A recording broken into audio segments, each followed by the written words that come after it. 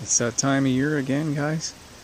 We need to do some maintenance on the chainsaws, and I've got some good video of dressing the bar, cleaning out, blowing all the dirt off this thing with a compressor, general maintenance stuff you should do before the day you're going to go cut firewood, not after you've started, because if you want to get anything done, you got to plan ahead, right?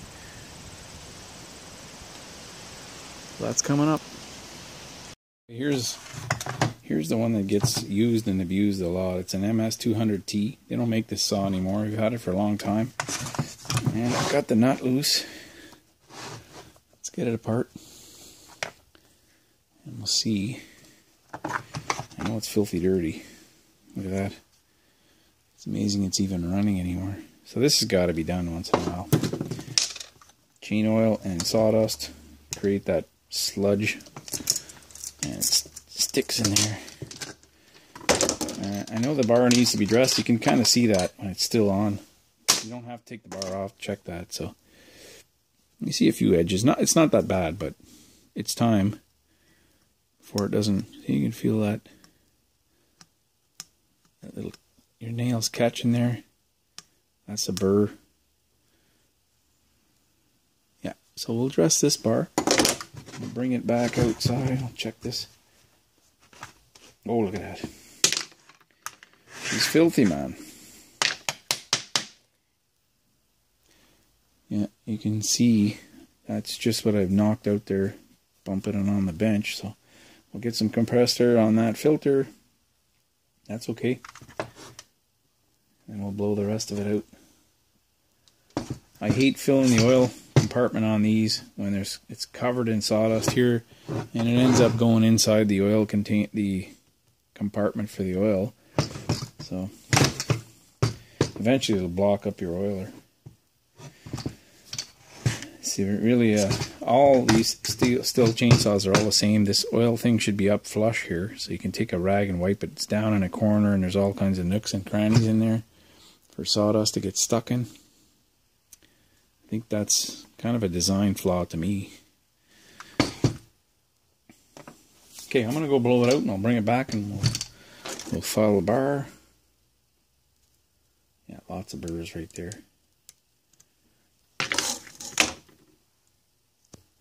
Alright, everything's clean. If there was ever a use for a compressor, I could say it's kind of hard to beat. It's cleaning chainsaws, any kind of compressors are great for cleaning stuff. And then here, the brake, the only way that brake is going to work right is you get in there and clean it. And up in behind here, you pretty well have to take these screws out once every year or two and get all the sawdust in there, because there is spots behind this really hard to clean out. There's a spring in there.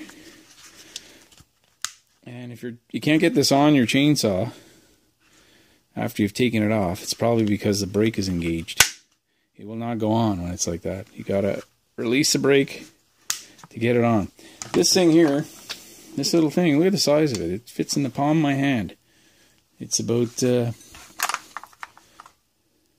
believe it or not, this I think is a 40 or 45 cc chainsaw. It's the tiniest thing we have, and it's got a lot of punch. But it is a pro saw. I'm going to dress the bar, and then I'll bring it back. I'll do that off camera. You don't need to see that. So. Well, on second thought, maybe you do want to see that. So I just lay it flat on the bench here. And I just go over it. It's not too bad, so it doesn't even need to be clamped to do this.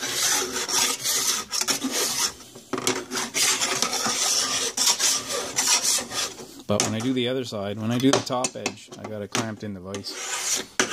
It's the only way.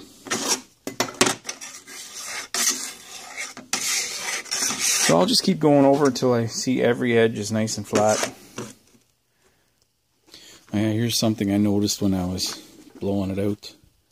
This little aluminum thing here, it's kind of half torn. It's designed to stop the chain from whipping around, hitting the leg or whatever it's going to hit. That's an important piece. So what I'm going to do is try and bend it back the way it goes, And look at that, there's a little finishing nail stuck in there. So I don't know how that got in there. Look at that.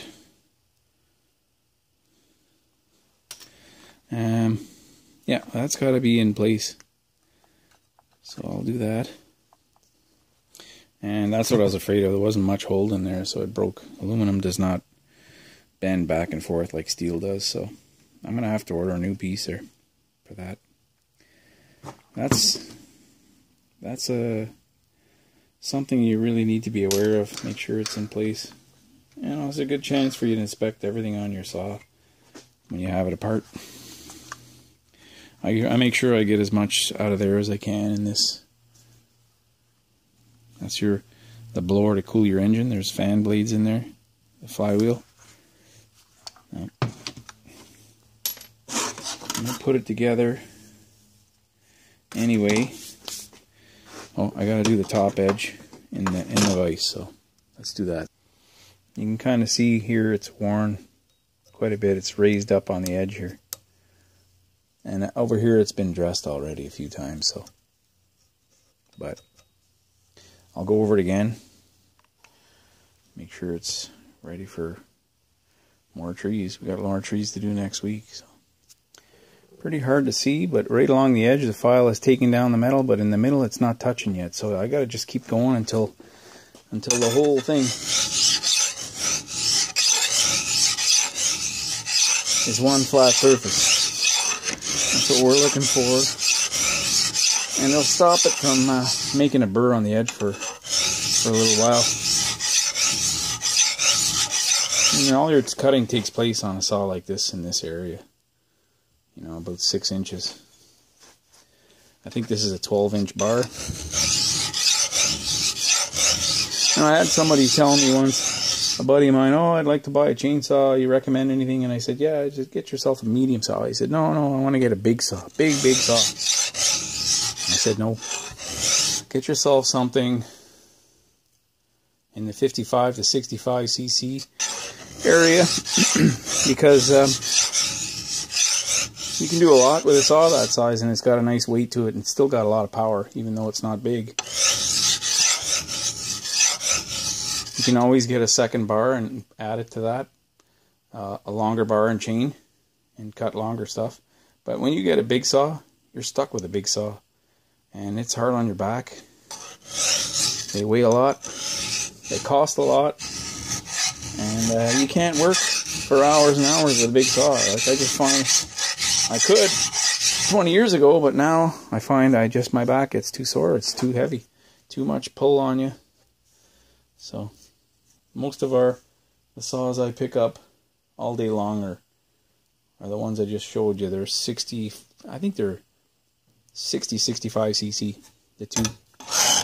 The MS, what is it, the 261C, and then we have a big one, it's a MS362.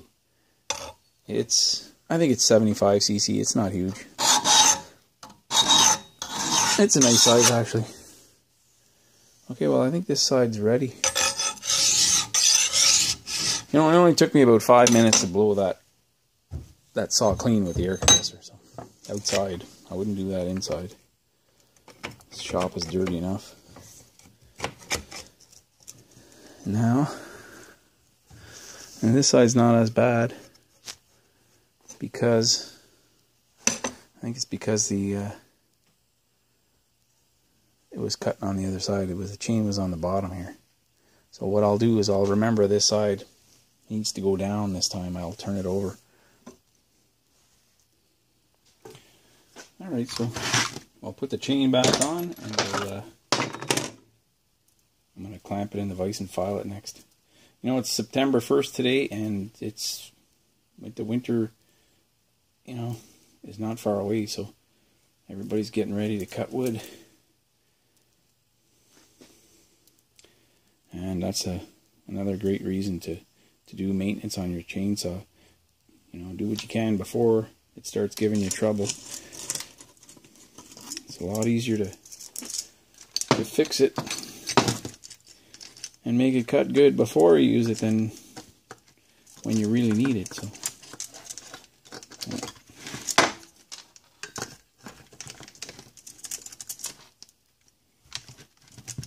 And a rookie mistake would be putting the chain on backwards. I did it when I was a kid. Once. So you gotta just remember that your teeth on your saw have to be pointing this way on top, so that when they are coming back, you're not cutting on the back side of the tooth. Won't cut like that.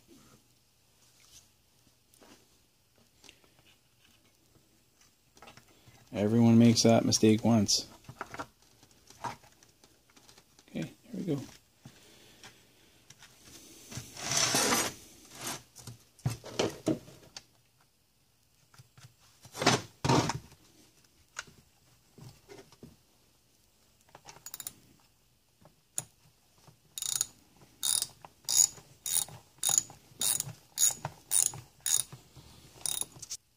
Okay, I got it clamped in the vise, and you can see that chain is not very sharp.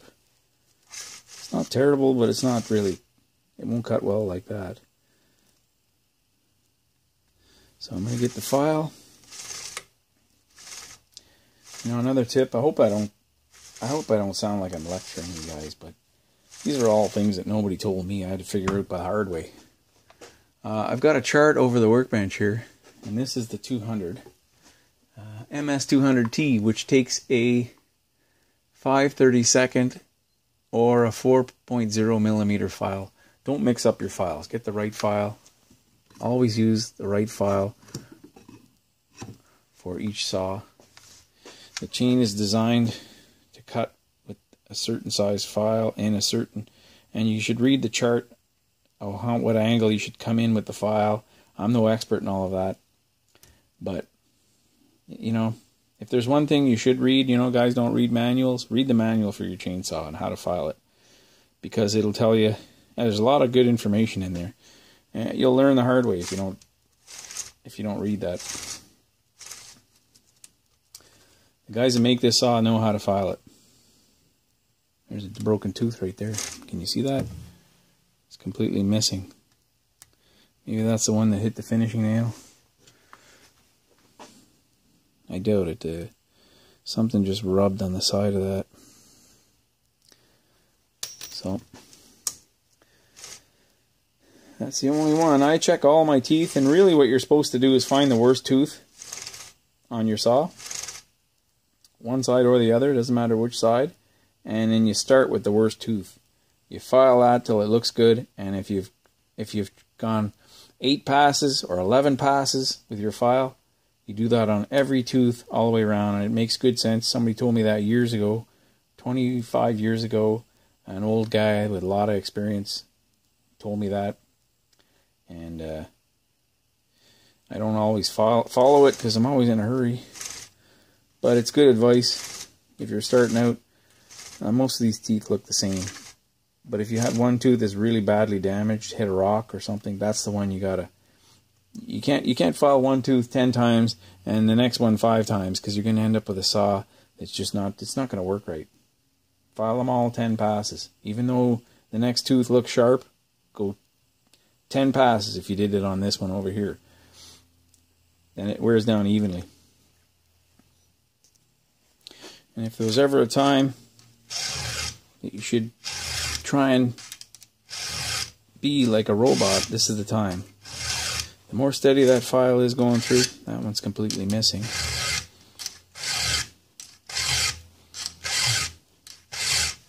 Filed it anyway.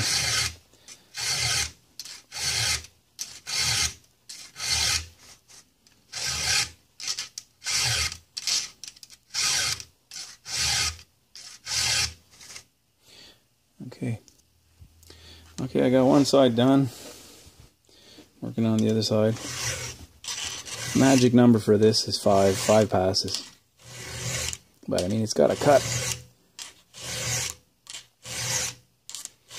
The first few passes I was making there, I did about 8 there. First 2 or 3, it wasn't even cutting. It's going over something. There now.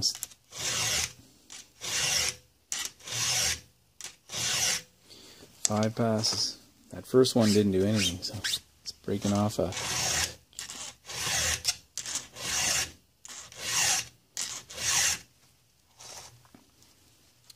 And I don't know if you guys can see, I'm not watching what you guys are seeing, but I put these little tabs on here, 532s, and I just lost my little rubber thing. I had a little piece of rubber hose on there, it fell off. Right here. Anyway, it keeps, it allows me to see the size of the file. Everybody's having trouble, you can't read those numbers on there. Works for me. I did a video on that earlier this summer. So there. And these little things here, you see they're sticking up right in front of the tooth. They're called Rakers. I'm not going to cover that in this video, but there is a time that you're supposed to file those down. If you find your tooth is sharp and it's not cutting, and it does cut on the very tip here, it'll cut right here, but it won't cut anywhere else on the bottom here. It could be, and it most likely will be, because the Rakers are too high. As the tooth gets filed down, this starts to stick up, and it's really easy to fix. You just use a flat file. There's a special chainsaw file that's got rounded edges, so if the edge of the file, I should get one. I'll go get it. We'll show it. We'll cover it a little bit. Here it is. This edge here, there's no cut. You can't cut. It's just a rounded edge, both of them.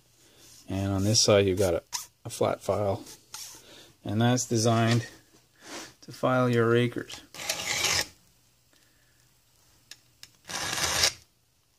I think these are almost due to be done, so what I'm going to do, I get my gauge out and check that.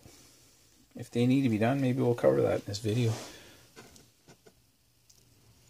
So here's a cheap, simple gauge. It's been around for years. It's made by still the same company that saw is made by. And you just put it on the flat part here and you run your file. If your file catches that tooth, your Raker is too high. And it's clearing all over the place. So I'm not going to do the teeth. I'm not going to do the Rakers today, but I'm telling you, if you don't know about that, there's probably videos on how to do that. Yeah, so there, this saw is ready to go. I think I covered a lot of things. So you got some firewood to cut. Get your saw out. Do some maintenance before you gotta go cut wood. And oh yeah, I wanted to also tell you guys, make sure when you got the compressor going, you blow in here, all around in the trigger, in there. These things get packed with sawdust everywhere. This is, I should put some caulking over this. This got broken out somehow. And the trigger will give you trouble too sometimes. It gets, sawdust goes everywhere. I thought I was all done, and I just thought of one more thing I should show you is a lot of chainsaws have a summer and winter position for the carburetor, and this one has it right here. You see that little sun? Let me just show you something really quickly. I'll pull that screw out and I'll show you. So there, I've just pulled that little tiny screw out, and if you pull this out of here, you see a snowflake. So that is your position in winter. You put it in like that. So the snowflake is showing, and what it's doing is, you see this hole through the metal, stamped metal plate here. It's allowing air to come up from the engine to kind of preheat the carburetor as it warms up. This is to prevent your carburetor from icing up. So if you do have it in this position over the winter, make sure you put it in the summer position.